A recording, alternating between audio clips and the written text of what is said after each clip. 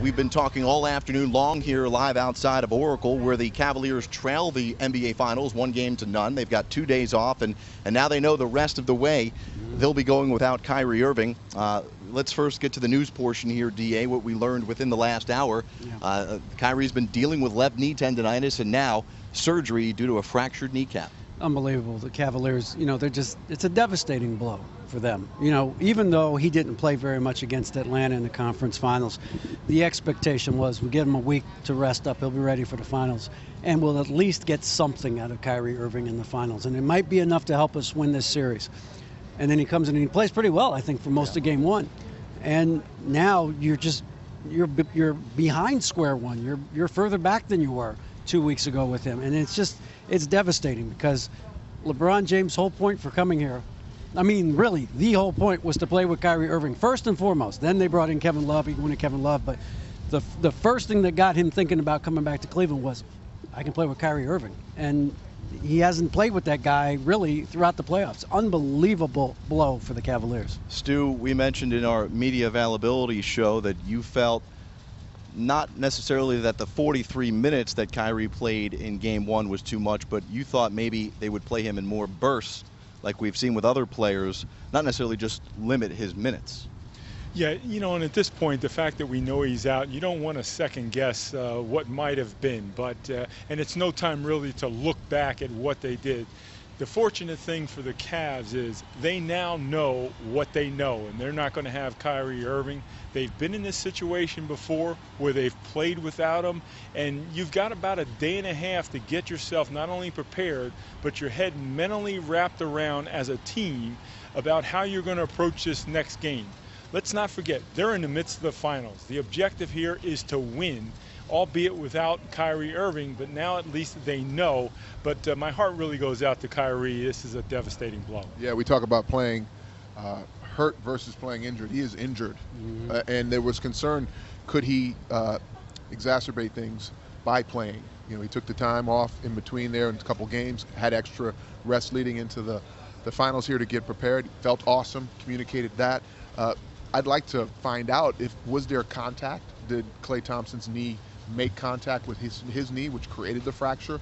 Was it, like he said, structurally the body is works in strange ways. One thing affects another, because there was communication that there was no concern for any further structural damage, yet this occurs. So whether he was having issues with his hip or back, and that led to his foot and everything, it's a chain reaction. We know that, but it came up, and was fatigue involved? We're going to get to the ramifications here for the Cavs and how they'll attempt to move along here in the finals without Kyrie Irving. But I want to follow up with what we talked about earlier this afternoon about Kyrie, who's missed about 18% of his career already due to a myriad of different injuries all over his body. And now, it just adds to it the frustration level that must be going through Kyrie Irving, as you see all the different issues, guys, that he's had just now in his 4th season in the NBA. I would say we could probably, we're talking Kyrie Irving, but we could probably put up every NBA player at some point in their career. They'll look like this. He's a young player in our game. Yeah. So every veteran that plays past 10 years looks like this, first and foremost. It's frustrating for him because you play your best basketball at this young time in your game, and now he's faced with another injury that's putting him out not only of the finals, but now further questioning whether or not he's going to have to face these challenges his entire career. We know financially how the game has evolved. We know where it's going to go in a couple years, the type of money players are going to make, the type of shoe contracts they make. It's different from our era in our game where we sacrifice our bodies and put ourselves out there when maybe we shouldn't have. But this is a young man with still a big, bright future ahead of him, and now we see the injuries have struck a nerve again. Yeah, and you have the Cavs organization that made a decision, and that decision was to place a large investment in Kyrie Irving, offering him a 5-year contract.